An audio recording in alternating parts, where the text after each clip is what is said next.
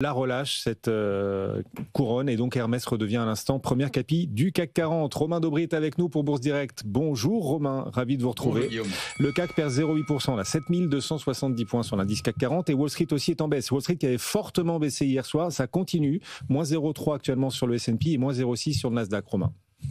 Oui, effectivement, on peut confirmer une relative surperformance de l'Europe, ou en tout cas des indices américains qui restent toujours très, très lourds. On entame et on a clôturé l'échéance des marchés dérivés d'avril à Paris, vraiment en roue libre, et de la même façon sur l'ensemble des indices européens, avec un intérêt qui est vraiment en berne.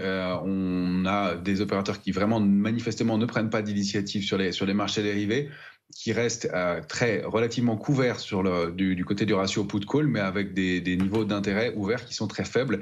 On sent que le scénario va rester assez ouvert, et que la saison des publications va être le terrain d'arbitrage un peu brutaux. On voit les réactions du côté d'United Health, par exemple, qui sont assez violents. Donc, une période d'incertitude encore, avec des scénarios ouverts, même si la plupart des indices se sont installés dans des petits trading ranges dont la sortie va vraiment déterminer la suite.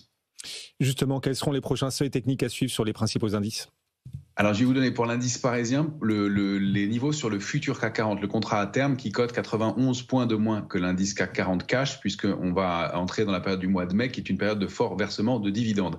Donc, sur le futur CAC 40, la zone basse à préserver absolument, c'est 7074, 7132, niveau sous lequel on pourrait assister à des accélérations de l'ordre de 200 points assez significatives. La borne haute, c'est 7246. Si on regarde l'Eurostoxx, c'est 4915, 4985, zone à l'intérieur de laquelle on est bloqué.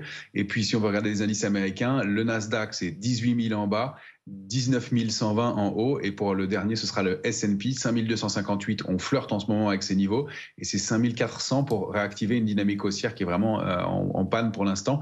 Encore une fois, le fait d'avoir du mal à s'extraire de ces niveaux d'alerte qu'on a réintégrés récemment, c'est toujours un signe de relative lourdeur.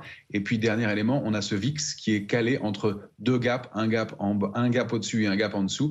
Et comme le VIX compte toujours ces gaps, on sait qu'on va avoir des mouvements de volatilité dans les jours qui viennent. Romain Dobry avec nous, qu'on retrouvera à la clôture des marchés tout à l'heure à 17h35. Alain Bocobza nous accompagne, responsable de l'allocation d'actifs mondiale pour Société Générale CIB.